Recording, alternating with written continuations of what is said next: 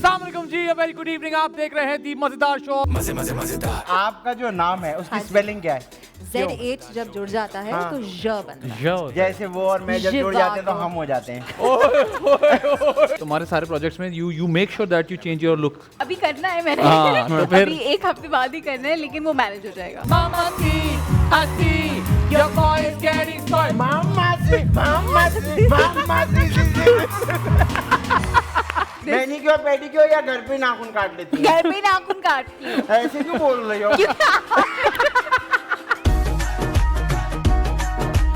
3 favourite diet food. Egg, milk, इतना बड़ा मुंह बोला है, मुंह से अंडा निकला था।